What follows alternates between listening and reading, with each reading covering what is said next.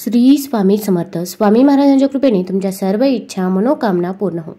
उद्या आहे रमा एकादशी, तसेच उद्या वसुबारस देखील आहे. त्यामुळे या दिवशी जर आपण काही उपाय केले, काही सेवा केल्या तर त्या खूप प्रभावी ठरतात. रमा एकादशीच्या दिवशी उपवास ठेवल्याने व्यक्तीच्या जीवनात सुख समृद्धी येते. यंदा रमा एकादशीच्या दिवशी अनेक शुभ संयोग देखील तयार झाले आहे. या शुभ संयोगामध्ये जर आपण काही उपाय केले, काही सेवा केला तर त्यांचे फळ हे आपल्याला कित्येक पटीने मिळते. या दिवशी उपवास केल्याने माणसाला वैकुंठवास प्राप्त होतो असे म्हटले जाते. यंदा एकादशीची तिथी 27 ऑक्टोबरला 5:24 सुरू होईल आणि 28 तारखेला सकाळी 7:51 ही एकादशी तिथी संपेल. उदय काळानुसार एकादशीची तिथी ही 28 तारखेलाच असणार आहे. आता या दिवशी आपल्याला काही उपाय करायचे आहे. भरपूर वेळा आपल्या आयुष्यामध्ये अनेक अडचणी, अडथळे, संकटे असतात आणि ते काही संपायचं नाव घेत नाही. आता संकट येणारच नाही असं तर होणार नाही, पण आपण संकटाचा वेग मात्र नक्कीच कमी करू शकतो. तसेच आपण मेहनत तर घेत असतो, पण मेहनतीचे देखील आपल्याला फळ काही केल्या मिळत नाही. मग आपल्या कष्टाला नशिबाची साथ मिळण्यासाठी, तसेच आपल्या घरामध्ये जे काही आजारपण चालू आहे, भांडण तंटे असतील, वादविवाद असतील, ते दूर होण्यासाठी आपण या दिवशी कोणते उपाय करावे व कोणत्या सेवा कराव्यात हे जाणून घेण्यापूर्वी तुम्ही चॅनलवरती नवीन असाल तर चॅनलला लाईक करा व सबस्क्राईब देखील करा. कमेंटमध्ये श्री स्वामी समर्थ किंवा ओम नमो भगवते वासुदेवाय लिहायला विसरू नका. आता या एकादशीच्या दिवशी आपण सकाळी लवकरच उठायचं आहे. अगदी तुम्ही ब्रह्ममुहूर्तावरती उठले तरी पण चालेल. हा दिवाळीचा पहिला दिवा आहे, त्यामुळे प्रत्येकाच्या घरामध्ये साफसफाई ही झाली असेल आणि अगदी साफसफाई झाली नसेल तरी पण आपल्या घरामधील जो काही केर कचरा आहे तो आपण घराबाहेर काढायचा आहे. तसेच या दिवशी आपण अंघोळ करताना अंघोळीच्या पाण्यामध्ये देखील काही वस्तू टाकायच्या आहे. यामुळे आपल्याला भगवान विष्णू, माता लक्ष्मीचा आशीर्वाद हा प्राप्त होत असतो. तर सर्वात पहिली वस्तू म्हणजे या दिवशी पवित्र तीर्थस्थानी स्नान करणे. याला खूप महत्त्व आहे, पण आपल्याला अशा ठिकाणी जाणे शक्य होत नाही. म्हणून आपण घरीच अंघोळीच्या पाण्यामध्ये 2 थेंब गंगाजल हे टाकायचं आहे. गंगाजल नसेल तर अंघोळीच्या पाण्याकडे एकटक बघत राहावं, गंगा नदीचे स्मरण करावे आणि हर हर गंगे म्हणत आपण अंघोळ करावी. त्यानंतर दुसरी वस्तू म्हणजे आपण अंघोळीच्या पाण्यामध्ये चिमूटभर हळद टाकायची आहे. हळद ही भगवान विष्णूंना व माता लक्ष्मीला अत्यंत प्रिय आहे. तसेच हळद आपला गुरुग्रह देखील बळकट करत असते. त्यानंतरची तिसरी वस्तू म्हणजे आपण तुळशीची थोडीशी माती त्या अंघोळीच्या पाण्यामध्ये टाकायची आहे. तुळशीची माती ही अत्यंत पवित्र आहे. यामध्ये साक्षात माता लक्ष्मीचाच वास असतो असे म्हणतात. अगदी तुळशीची काडी तुम्ही अंघोळीच्या पाण्यामध्ये टाकली तरी पण चालेल. आपल्याकडे जर आवळा असेल किंवा आवळ्याची पाने असतील तर ती देखील आपण अंघोळीच्या पाण्यामध्ये टाकायची आहे. घरामध्ये एखादी व्यक्ती अशी असते की ती कायम नकारात्मक बोलत असते. आपण कितीही तिला सकारात्मक करण्याचा प्रयत्न करा.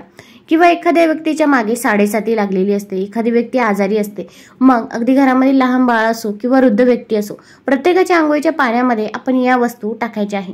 आता या वस्तू टाकत असताना आपल्याला एका मंत्राचा जप करणे देखील गरजेचं आहे. आपण एक मंत्र म्हणायचा आहे, गंगेच यमुनेचैव गोदावरी सरस्वती नर्मदे सिंधू कावेरी जलेस्मिन सन्निधिं कुरु.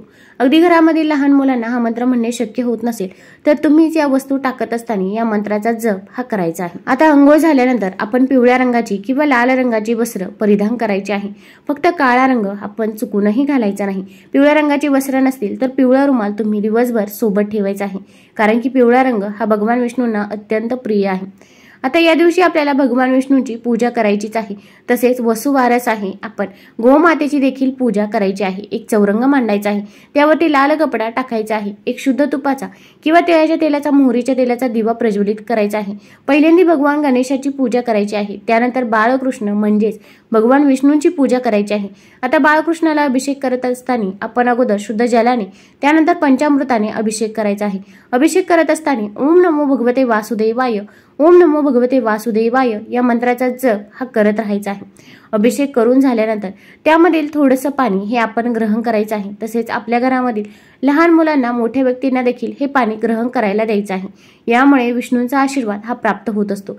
ज्यांना संतान प्राप्ती होत नसेल किंवा संतान प्राप्तीमध्ये काही अडचणी, अडथळे येत असतील तर त्या व्यक्तीने अवश्य हे पाणी ग्रहण करायचं आहे। त्यानंतर गोमातेची देखील पूजा करायची आहे। तुमच्या इथे गाय वासराची मूर्ती असेल तर तिची देखील आपण विधिवत पूजा करायची आहे। भगवान विष्णूंना पिवळ्या रंगाची फळे फुले आपण अर्पण करायची आहे। मग तुम्ही केळी अर्पण केली तरी पण चालेल। आता या दिवशी आपल्याला एक तुळशी पत्र घ्यायचं आहे। मग तुळशी खाली पडलेलं तुळशीचं पान घेतलं तरी पण चालेल, अगदी सुकलेलं पान असलं तरी पण चालेल, पण या दिवशी आपल्याला तुळशी पत्र हे तोडायचं नाही, कारण की एकादशीच्या दिवशी तुळशीचे पान हे तोडत नाही। तर आता हे तुळशीचं पान घेतल्यानंतर प्रथम स्वच्छ धुवून घ्यायचं आहे, स्वच्छ पुसून घ्यायचं। त्यानंतर हे पान आपल्या उजव्या हातामध्ये पकडायचं आहे आणि भगवान विष्णूची 1000 नावे आपल्याला घ्यायची आहे। आपल्याला विष्णू सहस्रनाम म्हणायचं आहे। विष्णू सहस्रनाम म्हणणे शक्य होत नसेल तर तुम्ही मोबाईलवरती देखील लावून देऊ शकता, श्रवण केलं तरी पण चालेल, पण विष्णू सहस्रनाम आपण पठणच करायचं आहे। त्यानंतर तुमची जी काही इच्छा आहे, मनोकामना आहे, ती भगवान विष्णूंना सांगायची आहे। अगदी कठीणातली कठीण कोणतीही इच्छा असो। आता आपली इच्छा बोलून झाल्यानंतर हे तुळशीपत्र आपण भगवान विष्णूच्या चरणावरती अर्पण करायचं आहे। यामुळे आपली जी काही इच्छा आहे, मनोकामना आहे, ती लवकरात लवकर पूर्ण होते अशी मान्यता आहे। आता यानंतर दुसरा उपाय करायचा आहे, तो म्हणजे आपल्या घरामध्ये जी काही आर्थिक टंचाई चालू आहे किंवा आपण जी काही मेहनत घेत आहोत त्या मेहनतीचे फळ आपल्याला मिळत नसेल तर आपण हा उपाय करू शकता। आपल्याला 1 रुपयाचं नाणं घ्यायचं आहे, ते प्रथम स्वच्छ धुवून घ्यायचं आहे। घरामध्ये जर गंगाजल असेल तर त्या गंगाजलाच्या पाण्याने हे नाणं स्वच्छ धुवून घ्यायचं आहे, स्वच्छ पुसून घ्यायचं आहे। त्यानंतर भगवान विष्णू समोर बसायचं आहे। एखाद्या लाल कपड्यावरती किंवा एखाद्या प्लेटमध्ये तुम्ही हे रुपयाचं नाणं भगवान विष्णूजवळ ठेवायचं आहे। आता या नाण्याला आपण हळदी कुंकू लावायचं आहे, अखंड अक्षदा अर्पण करायचे आहे। हा उपाय करत असताना आपल्या देवघरामध्ये एक दिवा प्रज्वलित केला पाहिजे, तसेच या दिव्यामध्ये देखील आपल्याला चिमूटभर हळद टाकायची आहे। आता या नाण्याला हळदी कुंकू अक्षदा अर्पण करून झाल्यानंतर आपल्याला भगवान विष्णूची एक सेवा देखील करायची आहे, कारण की आपण फक्त उपाय केले आणि त्यासोबत जर सेवा केल्या नाही तर आपल्याला त्या उपायाचा काही एक रिझल्ट बघायला मिळत नाही।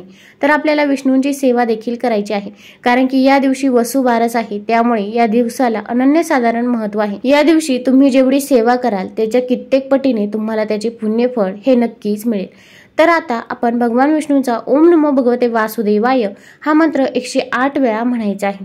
आता तुम्हाला म्हणणे शक्य होत नसेल तर मोबाईलवरती लावून देऊ शकता, श्रवण केला तरी पण चालेल, पण आपल्याला या मंत्राचा जप या दिवशी करायचाच आहे। आता हा मंत्र जप करून झाल्यानंतर भगवान विष्णूंना तुमची इच्छा मनोकामना सांगायची आहे। कठीणातली कठीण कोणतीही इच्छा असो, तसेच घरामध्ये जी काही आर्थिक टंचाई चालू आहे त्याबाबत देखील भगवान विष्णूंना सांगायचं आहे।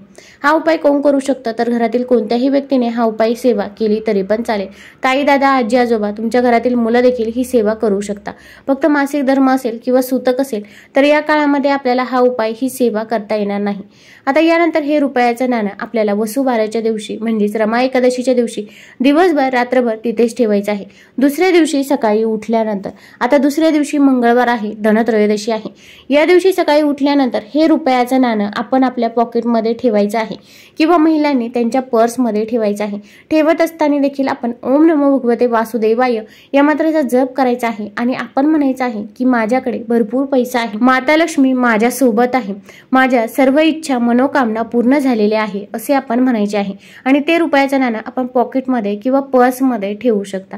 आता पॉकेटमध्ये पर्समध्ये ज्यांना ठेवणे शक्य होत नाही तर त्यांनी जिथे घरामध्ये पैसे ठेवता मग तिजोरीमध्ये ठेवले तरी पण चालेल। तुम्हाला जर हा व्हिडिओ आवडला असेल तर चॅनल लाईक करा, सबस्क्राईब करा। धन्यवाद।